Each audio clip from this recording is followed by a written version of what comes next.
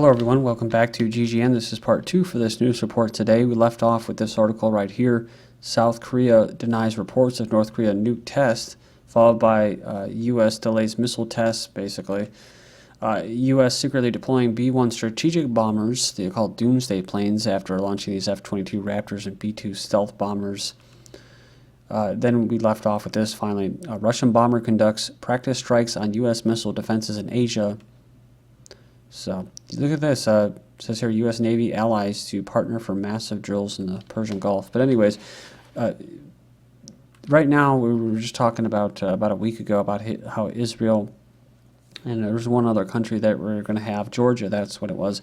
They're going to be monitoring Russia's Navy, who recently supposedly had this SNAP exercise where they had like almost 30 warships and all these planes in that deployed. It's a large number basically in the Mediterranean. So the point to be made here is, with all of this smoke and mirrors and distraction or diversion of attention that's going on in Korea, I mean, trust me, it's still kind of serious what the U.S. is doing. But this is all I think personally at the U.S.'s hands, right? They're the ones that I think are starting all this provoking. But for whatever it's worth, they're taking attention away from what's going on in Europe. And they didn't pay attention to all the transatlantic or trans-Pacific partnership treaties, the arms treaties, the Cyprus looting and what was going on, all the stuff the aftermath. And but it seems like Russia is kind of aware of some of the stuff that's going on here. Russian bomber recently carried out simulation cruise missile attacks on U.S. missile defenses in Asia, raising new questions about their goal in future U.S.-Russia defense talks. So, it says here on February 26th, they had a simulated firing air-launched cruise missiles at this Aegis ship deployed near Japan as part of a U.S. missile defense. A second mock attack was on February 27th against a ground-based missile defense site in Japan. Bomber targeting comes as Russia is building up forces in the Pacific by modernizing submarines and building a spy ship specifically for intelligence gathering against U.S. missile defenses. They said it was not clear why the Russians conducted the practice skills. However, the simulations may indicate Moscow has targeted its offensive ballistic missiles on Japan or U.S. military bases in the region. So they're talking about Japan and these X-band missile defense radar on the northern tip of Japan. Also what we were talking about in Guam, the systems there. And then just recently, just today actually, in the news, you have Japan saying they're concerned about North Korea's missiles or nuclear tests. Then we have Belarus to rehearse nuclear attack on Warsaw. The West is becoming more and more alarmed about the Zapad 2013 war games. NATO troops will carry out military exercises in Poland practicing defense of Estonia, while Belarus and Russia will repel an imaginary attack from Poland. They plan to rehearse a preemptive nuclear strike on Warsaw. The tensions between Russia and NATO have been growing since the beginning of the year. Also, you have a missile shield that's or at least trying to be set up in Poland that Russia doesn't like. Number of forms of cooperation between NATO and Poland continues to grow, as it says Patriot missile systems, F-16 fighter jets, and Hercules helicopters are deployed in the country. They also plan to deploy elements of anti-missile shields by 2018, which are still valid. Civilian casualties are on the rise in Afghanistan in the first quarter of 2013, says the UN. They said the number of civilians killed or injured in the country has dramatically increased in the first 3 months of 2013 compared to the same period last year. It says the U.S. and its allies entered the war in Afghanistan in October 2001 as part of the Washington so-called War on Terror. Afghan children killed by NATO airstrike in Shigal. 11 children have been killed in a NATO airstrike in the basically eastern Afghanistan. At least one woman was reportedly killed, and further 6 are believed to have been injured in the accident, that's what they actually call it, the incident. NATO confirmed that fire support was used in the area after a U.S. civilian advisor died in a militant attack. And to a country where they're very fond of drones and drone strikes, Pakistan court summons Musharraf for treason. So it says just as former president was making a return to politics. So it's just a day after the court gave Musharraf permission to run for office again, the Supreme Court has demanded that he face possible treason charges, which could mean a death sentence, which I don't think will ever happen. But New WikiLeaks cable reveals U.S. Embassy strategy to destabilize Chavez government. In a secret U.S. cable published online by WikiLeaks, former ambassador to Venezuela, William Brownfield, outlines a comprehensive plan to infiltrate and destabilize the former President Hugo Chavez's government. So it goes on here, and it says here that Brownfield in 2006 in the document outlined his embassy's 5 core objectives in Venezuela since 2004, which included penetrating Chavez's political base, dividing Chavismo, protecting vital U.S. businesses, and isolating Chavez internationally. It says these core objectives were being used by the U.S. Embassy as well as U.S. Aid, the Office of Transition Initiatives, OTI, I guess that's like a regime fund, two of the most prestigious agencies working abroad on behalf of the U.S. This is why Russia actually doesn't want them in their country anymore, calls them foreign agents. And he would have good reason, too, because right in his own country, he has what? He has regime change, basically operations taking place in his country under basically the U.S. State Department, and they deploy protesters, and then they go in there and they file into the embassy and stuff. So they're being hired for this, just like these feminine activists. Like most of you have probably seen the picture of Putin. Is they run around naked with just obscene stuff written on their naked bodies while they're out in public, to basically bring attention to women's rights and women's oppression, and LGBT and all that crap. And I mean, they're like actually deployed throughout different countries in Europe. Like terrorist cells. U.S. favors killing terror suspects abroad over their capture and prosecution. So U.S. favors killing terror suspects abroad. It says here, rather than capturing and trying them in court, despite its claims to the contrary.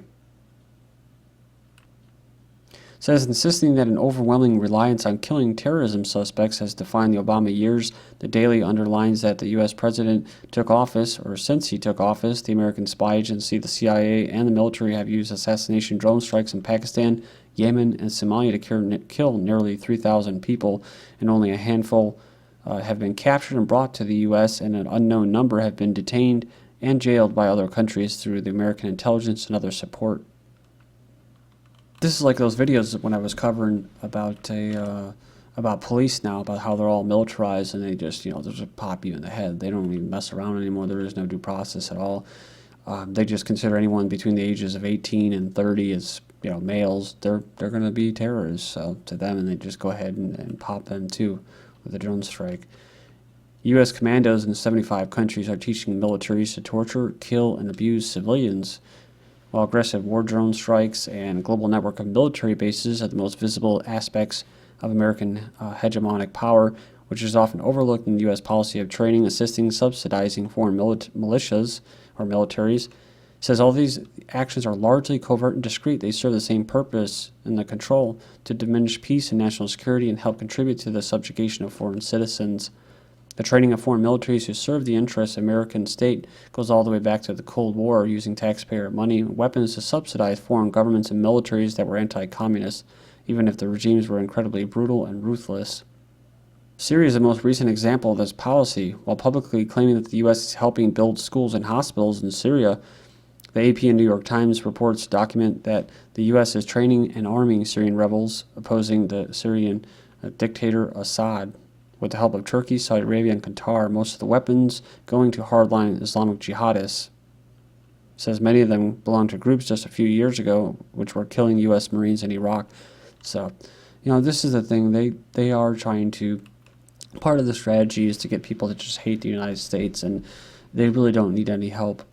I think it's pretty obvious, but when I cover this stuff, I just want you to know that it's not the American people that sit here and make these decisions. So, they can go ahead and call in this article here, dictator Assad. Well, Obama's pretty much a dictator, but it's not even that.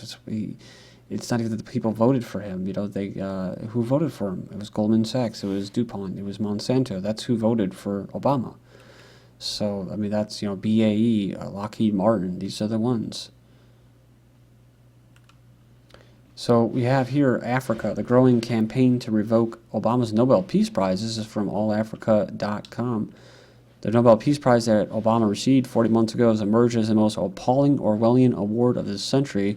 No war is not peace. So George Carlin used to riff about the oxymorons like jumbo shrimp, genuine imitation, political science, and military intelligence, but humor is of the gallows sort when we consider the absurdity and tragedy of the world's most important peace prize honoring the world's top war maker. This week, a challenge has begun at the launch of a petition urging the Norwegian Nobel Committee to revoke Obama's Peace Prize. By midnight of the first day, nearly 10,000 people had signed. The online petition simply tells the Nobel Committee, I urge you to rescind the Nobel Peace Prize that was awarded to Barack Obama. Many signers have added their own comments, saying, it is with very great regret that I signed the petition, but I feel it's the morally right thing to do, saying war is nothing to be given a peace prize for. France is going to buy some drones, U.S. drones. Paris is reportedly mulling the purchase of U.S.-made surveillance Reaper drones in a bid to grow its military capabilities. So it says, of course, it's in the midst of France's recolonization of Africa. It's this operation in Mali. Paris is considering buying U.S.-made unarmed surveillance drones. So that's just the way of the industry, right? That's the way it all works. And it's funny because I was just talking to somebody about that stuff, about drones and how it's turned into an industry, right?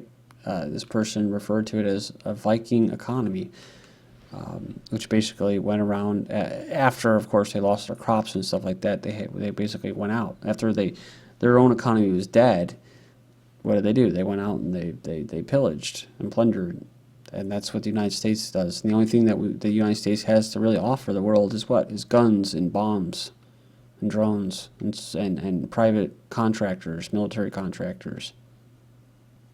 So the Viking trade system, supplemented by piracy on the other hand, was extremely successful. While conducting raids on various peoples throughout Europe and Western Asia, the Vikings obtained untold amounts of silver, personal items, and other, basically, as pirates call them, booty, and buried them in hoards. So they're talking about long-distance trade.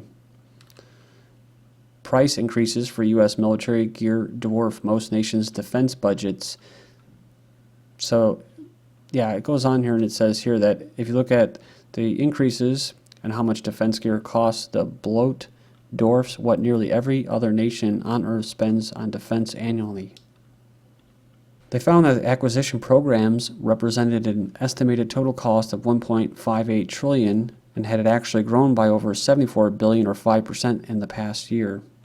So they're talking about this Government Accountability Office took a look at the 96 highest priority defense programs in the Pentagon's acquisition systems. To put it into context, it says here that they spent more than Russia, which is $64 billion in 2012, $44 billion for India. So it goes on here and it says that $57 billion, London or England. Demonstrators protest in San Diego against the use of drones. I guess this is Code Pink. It says here several dozens of protesters led by these Code Pink activists were in downtown San Diego on Saturday to protest the use by U.S. of unmanned drones to conduct surveillance and airstrikes. Co-founder said San Diego is ground zero for the production of these lethal weapons that are killing innocent people and making the U.S. hated around the world. So made locally, killing globally. Drone protesters targeted BAE. So Fort Wayne, Indiana, 9 people gathered Thursday outside the BAE Systems plant on Taylor Street to protest the manufacture of drones by the company. I did not know BAE was in Indiana. On the same sidewalk, 8 union workers at BAE staged their own demonstration in support of their employer. Oh, God. If you are going to protest in the right place, the president of the union said. You are protesting a plant that does not even make drones. So there you go. Although the British company does manufacture remotely controlled unmanned aircraft commonly known as drones, its Fort Wayne operation designs and builds electronic controls used mostly in commercial aircraft. It says we don't even know exactly what plants are manufacturing drone components, said a protester. That's all pretty classified. For all I know, they could be making them here. Even the workers don't even know it. So we came here because BAE is part of the greater BAE International. And yeah, I mean, this is the company that was involved with that Marine Medal of Honor recipient who's hardcore, dude. He was basically saying that, the company was selling these very highly sophisticated sniper rifles to the Pakistani ISI. their government, which is not very all that trusted. So, and they didn't like it, and they tried to sue them. And then there's drone demonstrations here, and it says outside a U.S. Air Force base, home to Predator and Reaper remote-controlled aircraft. This is GGN. Thank you.